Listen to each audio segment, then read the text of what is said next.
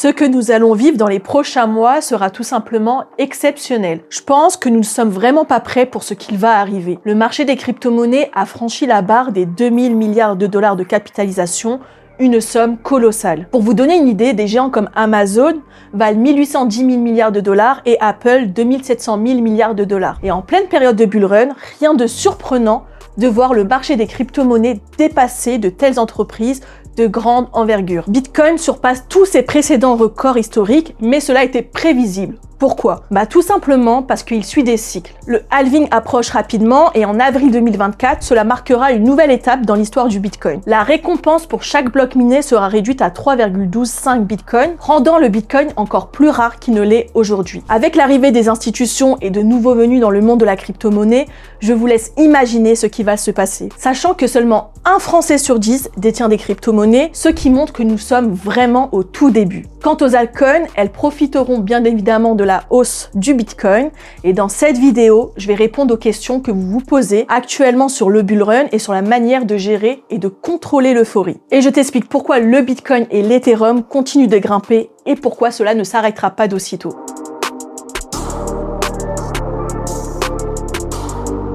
Le bull run est-il lancé? C'est la question à laquelle je vais répondre en partageant mon point de vue. Tout d'abord, rapidement, qu'est-ce qu'un bull run? Il s'agit simplement d'une période de marché haussier. Et au cours de l'année, le Bitcoin a décollé, ce qui affirme ainsi sa domination sur le marché. Ce schéma résume vraiment mes propos. Nous atteignons actuellement des sommets historiques avec une tendance à la hausse qui semble inarrêtable pour le Bitcoin et d'autres crypto-monnaies. Mais attention, nous ne sommes pas encore entrés dans la phase d'euphorie où les prix s'envolent à une vitesse folle et sans explication. Je sais que cette phase est attendue avec impatience, mais il faut être prudent et de ne pas se précipiter sur le marché.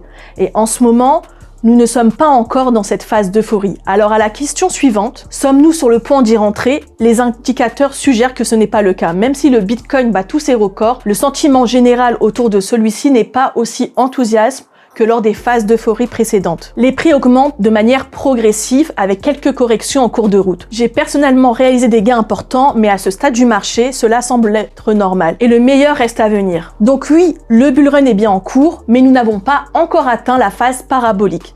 Voilà à quoi ressemble une phase d'euphorie. Tout monte et si vous n'êtes pas prêt ni préparé, vous pouvez perdre beaucoup car le FOMO est bien présent. La 4e année du Bitcoin est imminente et cette fois-ci sera très différente. Ce bull run est caractérisé par l'arrivée massive des institutionnels sur le marché des crypto-monnaies. Et du point de vue des institutionnels, qu'est-ce que cela signifie? Cela signifie que les produits seront disponibles partout.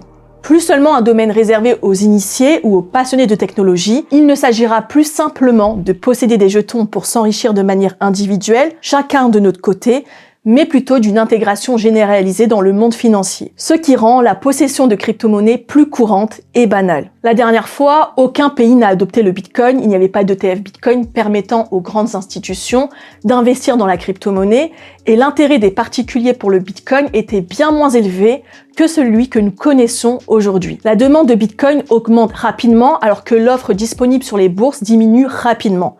Et les ETF Bitcoin détiennent désormais près de 4% de l'ensemble des Bitcoins et ils ne ralentissent pas. Ce qui est important maintenant, c'est de comprendre ce qui se passera ensuite. Comment le marché évoluera à mesure que ces institutionnels constitueront à investir massivement dans ces crypto-monnaies. Et ces questions restent essentielles pour anticiper les mouvements futurs du marché et maximiser les opportunités d'investissement. Même si tu n'as pas investi dans les crypto-monnaies, tu as sûrement remarqué cette hausse du cours du Bitcoin.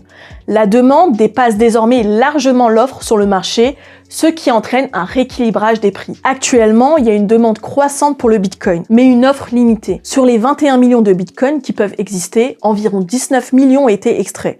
Mais on estime que près de 30% d'entre eux ont été perdus de façon irrémédiable, dû à des wallets perdus et autres. Cela signifie donc qu'il ne reste que 13,3 millions de Bitcoin en circulation. Il y a d'autres indicateurs qui montrent que les gens sont optimistes à l'avenir du Bitcoin, car ils sont investisseurs à long terme. Cela représente 70% de ces Bitcoins qui n'ont pas bougé depuis plus d'1 an. Et les investisseurs voient donc un intérêt de conserver leur Bitcoin. 95% des Bitcoins seront en circulation en novembre 2025, ce qui créera un déséquilibre entre l'offre et la demande, entraînant ainsi une hausse de son cours. Les ETF achètent actuellement plus de Bitcoin qu'ils n'en sont produits, ce qui stimule encore plus la demande. Et avec le halving imminent et la réduction des récompenses pour les mineurs, l'offre de Bitcoin sur le marché sera encore plus limitée. Et cette tendance devrait soutenir la hausse des prix, surtout avec l'intérêt croissant des institutions financières. La dynamique de marché suggère que la hausse du prix du Bitcoin n'est probablement pas terminée, avec l'implication croissante des institutions financières. Lequel des deux sera le grand gagnant de ce cycle? Alors beaucoup comparent Bitcoin et Ethereum, et certains cherchent à prédire lequel des deux sera le plus performant. L'offre de Bitcoin est limitée à 21 millions, mais ce plafond ne sera pas atteint avant environ l'année 2140. Même si la quantité de nouveaux Bitcoins mis en circulation diminue tous les 4 ans, l'offre de Bitcoin continuera d'augmenter jusqu'en 2140, lorsque le dernier Bitcoin sera extrait. Alors que Ethereum n'a pas de limite fixe d'offre comme le Bitcoin, mais son approvisionnement ne croît pas avec le temps. En réalité, plus il y a d'activité sur le réseau d'Ethereum, puis l'offre d'Ether diminue avec le temps en raison de son mécanisme de combustion de jetons. La ligne orange représente l'offre de Bitcoin par an, qui augmente de 1,67% grâce aux nouveaux Bitcoins générés par les mineurs. Et la ligne bleue représente l'offre d'Ether par an, qui diminue environ d'1,43%. Vous avez également plein d'autres informations intéressantes sur le site. Je vous laisse jeter un coup d'œil. Un point qui pourrait stimuler les marchés serait sans doute la validation des ETF Ethereum. Alors que les ETF Bitcoin au comptant rencontrent un succès phénoménal, plusieurs gestionnaires de fonds cherchent à introduire des ETF Ethereum au comptant en espérant un succès similaire. Bien que la SEC n'ait pas encore officiellement tranché, de nombreux experts estiment qu'une approbation interviendra courant 2024.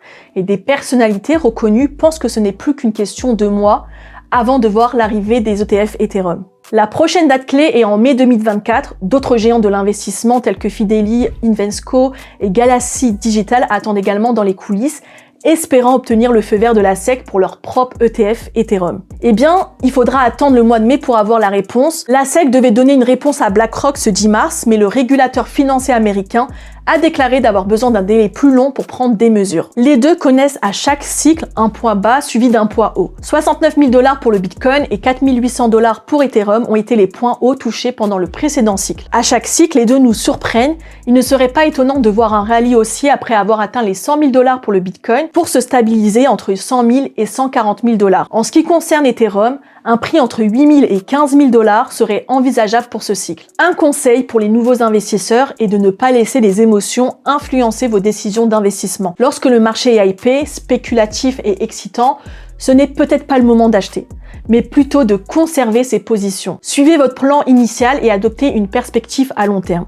Sur le marché, je suis en long terme et c'est selon moi la meilleure façon de gagner. Je ne dérive pas sur des tendances très court terme pour éviter d'être trop exposé à des choses très risquées et pour ne pas tomber sur des scams. Tout le travail accompli durant les périodes de marché baissier doit se refléter dans les résultats actuels de votre portefeuille. Et si vous décidez d'investir maintenant, assurez-vous d'avoir une stratégie en place et de ne pas laisser votre portefeuille évoluer sans un plan préétabli. Personnellement, je pense que la psychologie joue un rôle important dans l'investissement. Il est important de maintenir un niveau de concentration élevé car les événements peuvent se produire plus rapidement que prévu. Une chose qui est très claire pour moi, même à ce stade du cycle, c'est que les nouveaux narratifs et les nouvelles crypto-monnaies peuvent souvent manquer de sens et finir par s'effondrer. Il y en a tellement qu'on ne sait plus où donner de la tête. Il vaut mieux avoir quelques crypto-monnaies solides plutôt que d'en avoir une multitude avec de petites sommes éparpillées partout. Car la hausse ne sera pas aussi impactante dans ton portefeuille et tu auras trop de crypto-monnaies à gérer. Et n'oubliez pas que peu d'entre elles survivront à l'avenir, donc faites attention à ce que vous achetez. Suivez l'argent, toujours suivre l'argent. Des narratifs tendances comme l'IA ou les Layer 1, par exemple, regroupent des projets qui peuvent atteindre des sommets incroyables. Il est parfois inutile de chercher à comprendre toutes les nouvelles technologies, surtout celles qui sont encore en développement. Enfin, ne négligez pas la sécurité de vos actifs. Avec la montée des arnaques, il faut protéger ces actifs avec des mesures de sécurité adéquates. Je recommande vivement d'utiliser un cold wallet pour stocker vos crypto-monnaies. J'en possède un moi-même et si vous souhaitez sécuriser vos actifs hors ligne, je vous encourage à en acheter un car en termes de sécurité, vous pouvez pas avoir mieux. J'ai inclus un lien dans la barre d'informations si vous êtes intéressé. Vous avez plusieurs modèles, à vous de choisir lequel vous convient le mieux. Le mien, c'est le Nano X. Voilà les 5 points sur lesquels je mettrai l'accent pour les nouveaux investisseurs. Il peut y avoir beaucoup d'agitation sur les réseaux sociaux, surtout à ce stade du cycle. Restez concentrés et gardez la tête froide. J'espère que la vidéo vous a plu. Faites-le moi savoir dans les commentaires. Et nous, on se retrouve bientôt sur ma chaîne pour une prochaine vidéo. À bientôt!